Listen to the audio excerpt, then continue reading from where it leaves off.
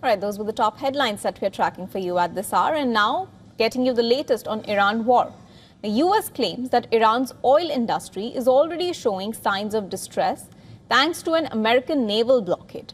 Now, this comes as Trump administration is set to be discussing an Iranian offer to end the war and open the Strait of Hormuz.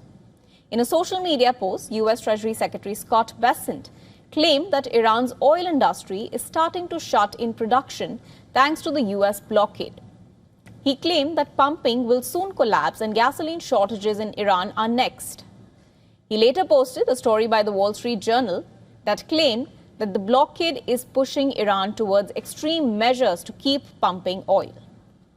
The report suggests that Iran is storing oil on floating tankers as its tanks are filling up due to blockade. Citing officials from Iran, the report claimed that Iran has restored to using containers and disused tanks. Bessent also warned that global companies and foreign governments of tough sanctions if they continue doing business with Iranian airlines. Now, this comes as White House said that U.S. President Donald Trump has discussed a new Iranian proposal on ending the war with his top national security aides. Iran has proposed a mutual reopening of the strait, leaving the nuclear discussion for later in the process. Meanwhile, dozens of countries made a joint call for Iran to fully reopen the Strait of Hormuz at a UN session initiated by Bahrain. The United Nations chief led a chorus of diplomats urging a fuller opening of the vital waterway. I appeal to the parties, open the strait, let ships pass, no tolls, no discrimination, let trade resume, let the global economy breathe.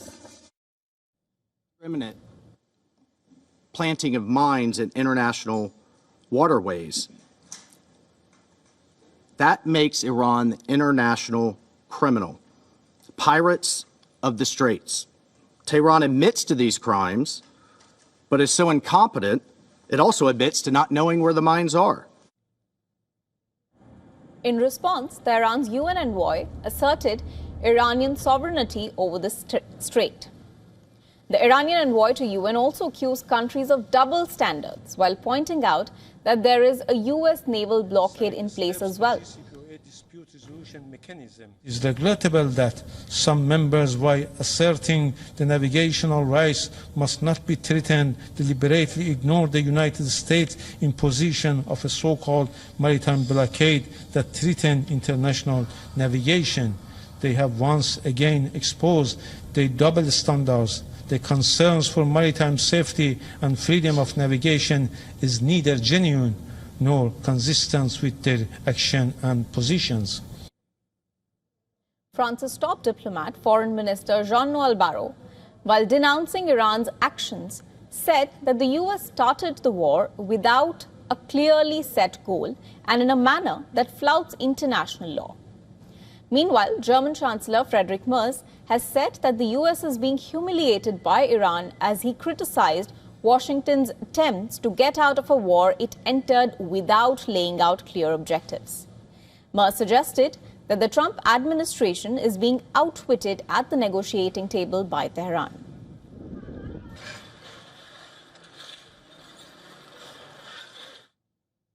To discuss more on this fragile U.S.-Iran ceasefire and escalating West Asia conflict, we were earlier joined by Dr. Avner Cohen, live from California. He's a professor of non-proliferation and terrorism studies at Middlebury Institute and also a West Asia analyst. Listen in to what he had to say.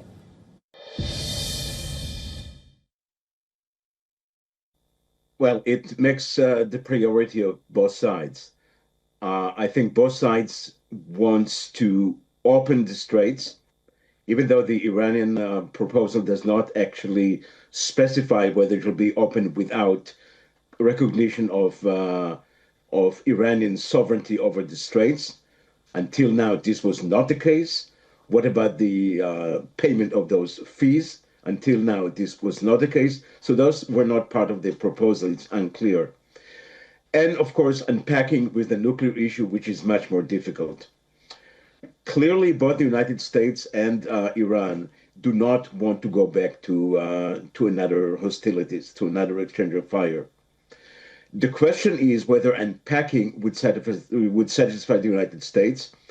And I think the obvious criticism, as the Chancellor of Germany already says, the United States seems to be reaching a situation that would be not much better than it was before the hostilities, and perhaps even worse than the one in 2015 when the JCPOA was signed.